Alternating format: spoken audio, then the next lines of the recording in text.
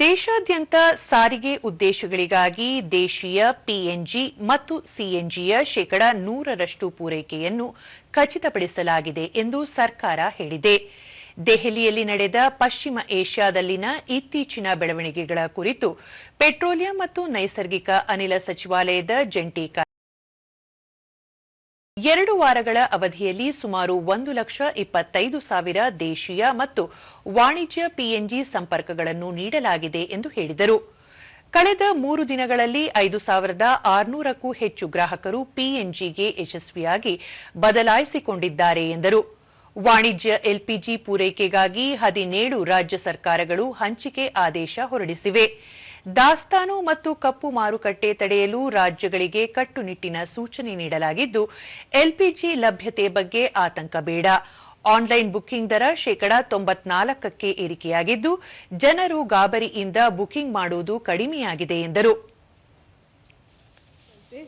LPG की स्थिति अभी भी चिंताजनक बनी हुई है, परंतु किसी भी डिस्ट्रीब्यूटरशिप पर कोई ड्राई आउट नहीं है. Online bookings have further increased to 94%. इसके अलावा डिलीवरी ऑथेंटिकेशन कोड के द्वारा लगभग 83% रिफिल डिलीवरी की जा रही है. जजीरा एयरवेज ವಿದೇಶಾಂಗ ವ್ಯವಹಾರಗಳ ಸಚಿವಾಲಯದ ಜಂಟಿ ಕಾರ್ಯದರ್ಶಿ ಅಜೀಂ ಮಹಾಜನ್ ಫೆಬ್ರವರಿ 28ರಿಂದ ಈವರೆಗೆ ಸುಮಾರು 2.80 ಲಕ್ಷ ಪ್ರಯಾಣಿಕರು ಪಶ್ಚಿಮ ಏಷ್ಯಾದಿಂದ ಭಾರತಕ್ಕೆ ಮರಳಿದ್ದಾರೆ. ಯುಎಇ ಮತ್ತು ಭಾರತದ ನಡುವೆ ಸೀಮಿತ ವಿಮಾನಗಳು ಕಾರ್ಯಾಚರಣೆ ನಡೆಸುತ್ತಿವೆ.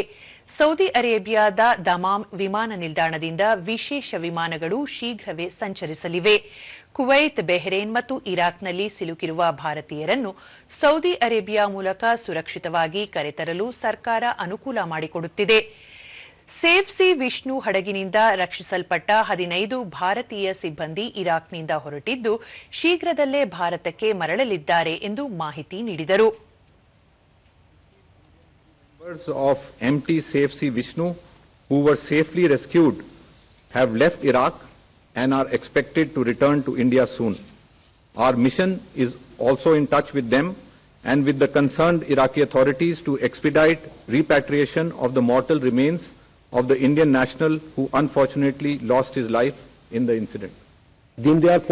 ಹಡಗು ಮತ್ತು ಜಲಮಾರ್ಗ ಸಚಿವಾಲಯದ ವಿಶೇಷ ಕಾರ್ಯದರ್ಶಿ ರಾಜೇಶ್ ಕುಮಾರ್ ಸಿನ್ಹಾ ಪರ್ಷಿಯನ್ ಗಲ್ಫ್ ಮತ್ತು ಹರ್ಮುಜ್ ಜಲಸಂಧಿಯಲ್ಲಿರುವ ಎಲ್ಲ 611 ಭಾರತೀಯ ಹಡಗುಗಳು ಸುರಕ್ಷಿತವಾಗಿವೆ ಎಂದರು.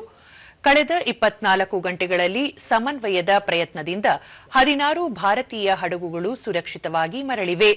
ಗುಜರಾತ್, ಮಹಾರಾಷ್ಟ್ರ, ಗೋವಾ, ಕೇರಳ ಸೇರಿದಂತೆ ವಿವಿಧ ರಾಜ್ಯಗಳ ಬಂದರುಗಳೊಂದಿಗೆ ನಿರಂತರ ಸಂಪರ್ಕದಲ್ಲಿದ್ದು, ಯಾವುದೇ ಅಹಿತಕರ ಘಟನೆ ವರದಿಯಾಗಿಲ್ಲ. ಸರಕು ಸಾಗಣೆಗೆ ಬೆಂಬಲ ನೀಡಲು ದೀನ್ ದಯಾಳ್ ಬಂದರಿನಲ್ಲಿ ಹೆಚ್ಚುವರಿ ಸಂಗ್ರಹಣಾ ಸಾಮರ್ಥ್ಯವನ್ನು ಕಲ್ಪಿಸಲಾಗಿದೆ ಮತ್ತು ಬಂದರುಗಳಲ್ಲಿ ಶೇಕಡಾ 50ರಷ್ಟು ರಿಯಾಯಿತಿಗಳನ್ನು ನೀಡಲಾಗುತ್ತಿದೆ ಎಂದು ತಿಳಿಸಿದರು. जिससे कि वो पोर्ट के जो क्रेन्स हैं, हार्बर मोबाइल क्रेन्स होते हैं जो कार्गो को ऑपरेट करने के लिए, उनके यूज पे 50% का रिबेट दिया है.